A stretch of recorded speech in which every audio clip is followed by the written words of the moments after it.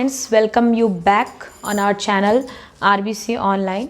सबसे पहले तो मुझे यही कहना है कि जिन लोगों ने सब्सक्राइब नहीं किया है वो ऐसे ही वीडियोस देखते रहते हैं, प्लीज़ सब्सक्राइब कर लो यार। आपके एक सब्सक्रिप्शन से काफ़ी कुछ हेल्प हो सकती है मेरी, तो आप चैनल को सब्सक्राइब कर लो और लाइक भी करो, शेयर भी करो, सब कुछ करो और साथ में पढ़ो भी, क्योंकि सब साथ साथ चलता है तो ज़्यादा अच्छा लगता है। ठीक है, तो आप ना ये सारे काम करो, उसके बाद मैं चलती हूँ अपने टॉपिक की तरफ आगे। तो हमारा अगला टॉपिक है डाइजेस्टिव जूस से इंटेस्टिनल जूस, यानी कि आपने जितना भी पढ़ा अब आखिरी वार करने का समय आ चुका है। मतलब कि जितनी भी चीज़ें अपने अपने फॉर्म में रुकी हुई थी, जो कम्प्लीटली अभी तक नहीं डाइजेस्ट हुई थी, वो अब हो जानी है। क्योंकि अब जो आपका इंटेस्टिनल जूस है ना, ये काफ़ी ज़्यादा स्ट्रॉन्ग जूस होता है और इसमें वो सारे एंजाइम्स होते हैं जिससे आपके मैक्सिमम सबस्ट्रेट जो हैं वो अपने इंड प्रोडक्ट तक, यानी कि अपने अंजाम तक पहुँच जाएंगे। ठीक है, तो चलिए देखते हैं। सबसे पहले इंटेस्टिनल जूस को हम दूसरे नाम से बुलाते हैं, that is succus entericus. Succus entericus मतलब द इंटेस्टिनल जूस। ठीक है, नेक्स्ट है इसका पीएच वैल्यू 7.5 से लेकर 8.0 के बीच में होता है। ठीक है, पीएच वैल्यू तो आपको याद ही रखनी है, एक क्वेश्चन कहीं ना कहीं पीएच से टच करेगा और जो भी आएगा इस चैप्टर से वो आपको ऑलरेडी कॉलम में दिया गया है। लास्ट वीडियो तो आपने देखी ही थी, उसी से ये वीडियो रिलेटेड है। जो पीएच उसमें है उसके बाद जो पीएच इसमें है, वो सारे पीएच को आप प्लीज़ अच्छे से स्टडी करना। अब आते हैं हम लोग सोर्स। तो जाहिर सी बात है कि इंटेस्टिनल जूस है तो इंटेस्टिनल ग्लैंड से ही रिलीज होगी। लेकिन इंटेस्टिनल ग्लैंड में कौन सा ग्लैंड? अपने पास इंटेस्टाइन दो होती है, स्मॉल इंटेस्टाइन और लार्ज इंटेस्टाइन। तो लार्ज इंटेस्टाइन का रोल एब्जॉर्प्शन में होता है, लार्ज इंटेस्टाइन का जो रोल होता है, ठीक है। तो इंटेस्टिनल ग्लैंड हमारे पास जो होती हैं वो दो होती हैं, लार्ज और स्मॉल इंटेस्टाइन। तो जो intestine finally digestion plus absorption में पार्टिसिपेट करती है वो है स्मॉल इंटेस्टाइन, क्योंकि लार्ज इंटेस्टाइन में एक्सक्रीटा पास आउट होता है, जो भी आपका वेस्ट है, जो भी रिमूवल होना है वो लार्ज इंटेस्टाइन से होता है। तो फाइनली डाइजेशन और एब्जॉर्प्शन ये दोनों जहाँ कंप्लीट होता है दैट इज स्मॉल इंटेस्टाइन। ठीक है, तो आइए देखते हैं। हमारा जो स्मॉल इंटेस्टाइन है इसमें 3 पार्ट होता है। ठीक है, तो इसके 3 पार्ट के अंदर ड्यूडेनम, जेजुनम और इलियम, ड्यूडेनम, जेजुनम और इलियम, ये 3 पार्ट हमारे जो हैं वो स्मॉल इंटेस्टाइन के हैं, जिसमें जो ड्यूडेनम पार्ट होता है उसी के थ्रू इंटेस्टिनल जूस जो होते हैं वो एक्टिव होते हैं। ठीक है, जेजुनम जो होता है उसमें विलाई प्रेजेंट होती है जिसके थ्रू एब्जॉर्प्शन होता है। ओके स्टूडेंट्स, अब देखते हैं हम आगे। तो जो हमारा इंटेस्टिनल ग्लैंड है वो कई सारे एंजाइम्स बना रहा है, आप देख सकते हैं।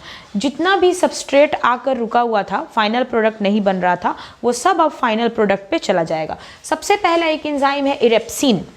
इरेप्सिन के थ्रू हम क्या करते हैं, जो अमीनो एसिड हमने तोड़ा था, प्रोटीन को 3 अलग अलग अमीनो एसिड्स में जो हमने तोड़ दिया था, उसको और भी स्मॉल पार्ट में हम इजीली तोड़ सकते हैं ताकि उसका डाइजेशन आसान हो जाए। ऐसे तो आपके जो ट्रिप्सिन है, पेप्सिन है, काइमोट्रिप्सिन है, ये एनफ है प्रोटीन को अमीनो एसिड में तोड़ने के लिए। लेकिन अमीनो एसिड को अगर और भी इजीली डाइजेस्ट करना है और भी सिंपली ब्रोक करना है तो हमारे पास एक स्पेशल एंजाइम होती है इरेप्सिन। इसकी मदद से हम जो स्मॉल पेप्टाइड्स हैं उसको फाइनली अमीनो एसिड्स में तोड़ देते हैं और भी ज़्यादा स्मॉल कर देते हैं। ठीक है, उसके बाद देखिए इंटेरोकाइनेज। इंटेरोकाइनेज इंटेस्टिनल एंजाइम है। ठीक है, इस एंजाइम की मदद से ट्रिप्सिनोजेन को हम ट्रिप्सिन में कन्वर्ट करते हैं। इसके पहले आपको मैंने पढ़ाया था पैनक्रियाटिक जूस, उसमें आपने ट्रिप्सिन डायरेक्टली पढ़ा था, लेकिन ट्रिप्सिन पहले से होती है इनएक्टिव। तो ट्रिप्सिन जब इनएक्टिव होती है तो उसको हम ट्रिप्सिनोजेन कहते हैं। इसको एक्टिव करने के बाद तब पेप्सिन इससे काम लेता है, तब जाकर इसको पैनक्रियाज जो होते हैं इसका हेल्प लेते हैं। तो इंटेरोकाइनेज की मदद से हम ट्रिप्सिनोजेन को ट्रिप्सिन में कन्वर्ट कर लेते हैं। दूसरा होता है माल्टेज। माल्टेज जो एंजाइम होती है, इससे हम माल्टोज को ग्लूकोज प्लस ग्लूकोज में कन्वर्ट करते हैं। 2 ग्लूकोज के मोनोमर बना सकते हैं हम माल्टोज को।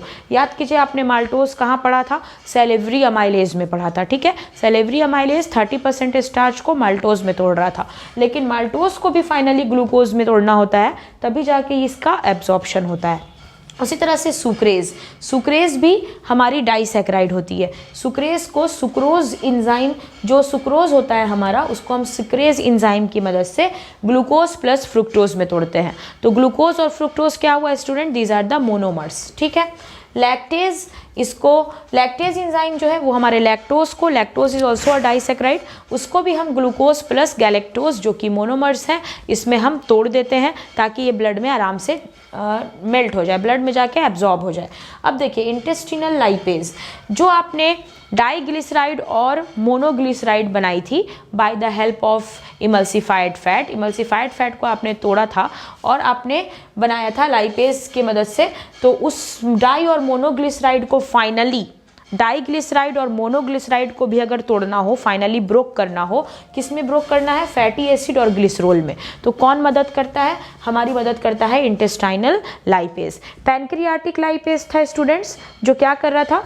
इमल्सिफाइड फैट को डाई और मोनोग्लिसराइड में चेंज कर रहा था। लेकिन डाई अभी भी दो चीज़ जुड़ी हुई है, मोनो अभी भी फैटी एसिड एक ग्लिसरॉल से जुड़ा हुआ है। तो इसी फैटी एसिड और ग्लिसरॉल को अलग कर देना है, बिल्कुल बीच से सेपरेट कर देना है। तो उसके सेपरेशन के लिए जो मदद करेगा वही है हमारा इंटेस्टिनल लाइपेज। और जब ये दोनों अलग हो जाते हैं तो fat is easily soluble, fat जो है वो आसानी से सॉल्युबल हो जाता है, आसानी से एब्जॉर्ब हो जाता है। ठीक है, अब देखिए न्यूक्लियोटाइडेज, ये जो होता है स्टूडेंट्स, ये न्यूक्लियोटाइड्स के लिए काम करता है। And what are nucleotides? Nucleotides जो होते हैं वो स्मॉल फ्रैगमेंट्स होते हैं जिसकी मदद से हमारे जेनेटिक मटेरियल डीएनए आरएनए को तैयार किया जाता है।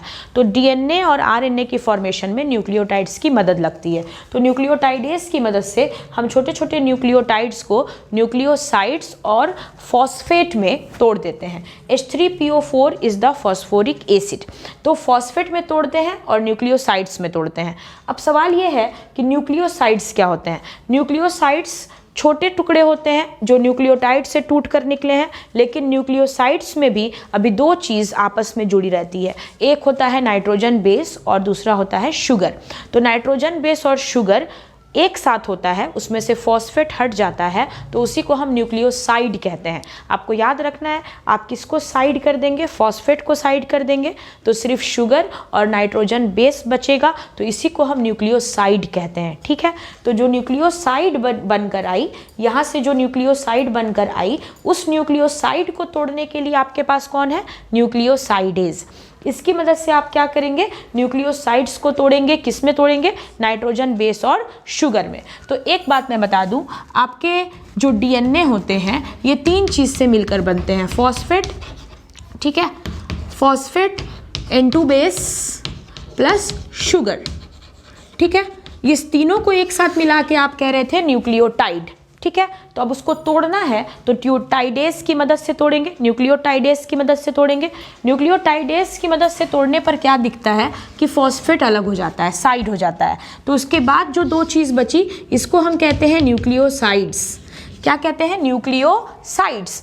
अब न्यूक्लियोसाइड्स पर हम साइडेज की मदद से एक्ट कराएंगे और साइडेज जाते ही ये नाइट्रोजन बेस और शुगर भी आपस में क्या हो जाएंगे? टूट जाएंगे, they will be also broken. तो इसी तरह से हमारे बॉडी में कोई भी कॉम्प्लेक्स चीज़ बचती ही नहीं है, क्योंकि हर एक कॉम्प्लेक्स पर एक्ट करने के लिए हमारे पास रिएक्टिव एंजाइम्स होती हैं। पूरा डाइजेशन चैप्टर सिर्फ यही है, it is overall reaction and some deficiency.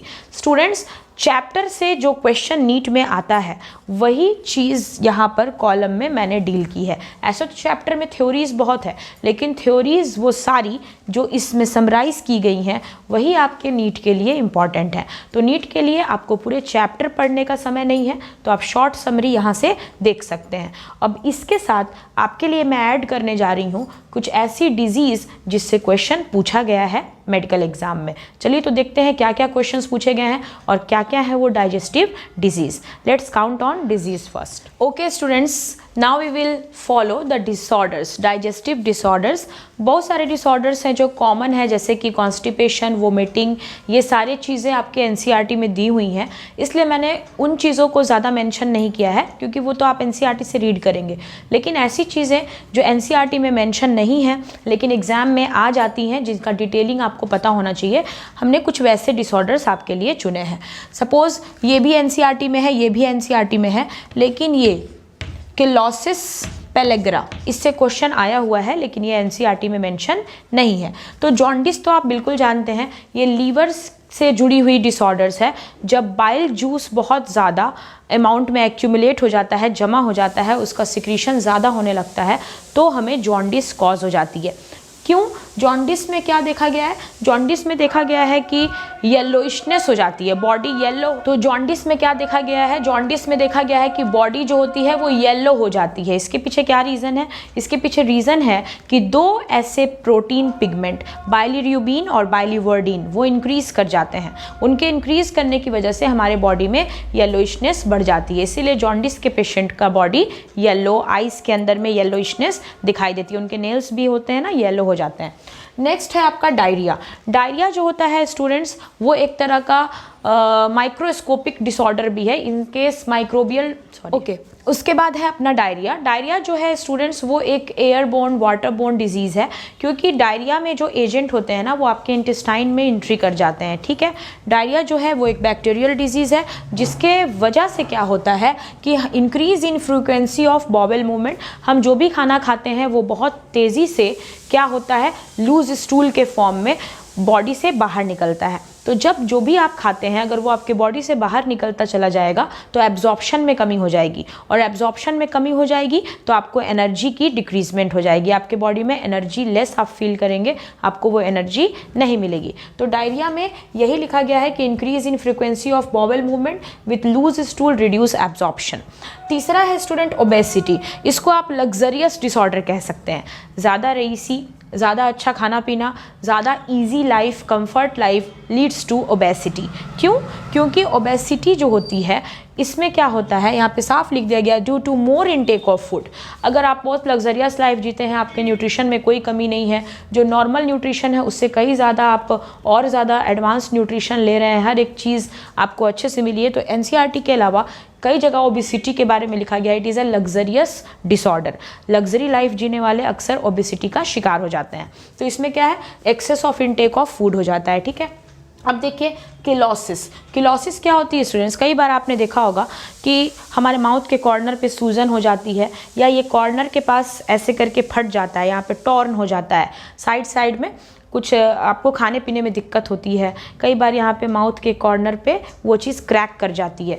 तो ये होता है विटामिन B2 की कमी से, राइबोफ्लेविन की कमी से क्या होता है, ये डिसऑर्डर हमारे अंदर होता है। क्रैकिंग ऑफ माउथ कॉर्नर्स, आपके माउथ का जो कॉर्नर है ना, दोनों कॉर्नर, ये क्रैक भी हो जाता है और यहाँ का कलर जो होता है वो भी चेंज हो जाता है, और कई बार स्वेलिंग हो जाती है। तो इसका मतलब है कि विटामिन B2 की कमी आपके बॉडी में हो रही है। नेक्स्ट है pellagra. Pellagra is also caused due to nutritional insupplement, यानी कि आपको खाने पीने में अगर डिफिशियंसी हुई है नाइसिन या निकोटिनिक एसिड, जो कि B3 कम्प्लेक्स होते हैं, तो B3 कम्प्लेक्स की कमी होने की वजह से पेलेग्रा हो जाता है। इसका सबसे बड़ा सिम्टम्स है आपके पैर में हमेशा जलन रहेगा, आपके पैर का टेम्परेचर बहुत ज़्यादा रहेगा, और आप बार बार जलन जैसा फील करेंगे। बर्निंग फीट, यानी कि पैर का जो आपका तालू होता है वो, उसमें आपको क्या होगी, गरम गरम सी जलन सा एहसास होगा, वो अक्सर हीटेड रहेगा। तो बर्निंग ऑफ फीट जो है ये इसका सबसे बड़ा सिंड्रोम है कि ये B3 की कमी से हो रहा है। तो मैंने कुछ ऐसे चुने हैं जो कि जिनसे क्वेश्चंस आ चुके हैं, तो आपको उस पर प्रॉपर ध्यान रखना है। बाकी वोमिटिंग आप जानते ही हैं, indigestion is leads to vomiting. Constipation आप जानते ही हैं, जब बॉवेल मूवमेंट फ्रीक्वेंट नहीं होता है, प्रॉपर नहीं होता है, तो उसको हम हार्ड स्टूल जिसको कहते हैं उसको हम कॉन्स्टिपेशन कहते हैं, ठीक है। तो ये सारी चीज़ें जो हैं ये रिलेटेड है हमारे डाइजेस्टिव डिसऑर्डर से। तो इस 2 वीडियो में डाइजेशन से आने वाले नीट के मैक्सिमम क्वेश्चंस मैंने कर दिए हैं। क्वेश्चन तो ये जो 2 टॉपिक्स हैं हमारी, ये डाइजेशन को कंप्लीट कर रही हैं, ठीक है। फिर आपसे मिलते हैं अपने अगली टॉपिक में। रेस्पायरेशन से रिलेटेड हमारे नीट में क्या क्या क्वेश्चंस आ सकते हैं स्टूडेंट्स। एग्जाम से पहले आपका human physiology, plant physiology, anatomy, morphology, ये जितने भी इंपॉर्टेंट कॉन्सेप्ट हैं जो एग्जाम्स के रिलेटेबल हैं वो सब कंप्लीट करने की कोशिश की जाएगी। लेकिन आपका साथ ज़रूरी है, आपका सपोर्ट ज़रूरी है। वीडियो को लाइक कीजिए, शेयर कीजिए, और प्लीज़ चैनल को सब्सक्राइब कीजिए। We are going to have 20K soon. बहुत दिन से इंतज़ार कर रही हूँ मैं कि हमारे 20K पूरे हो जाएं। We are having 19.4K something.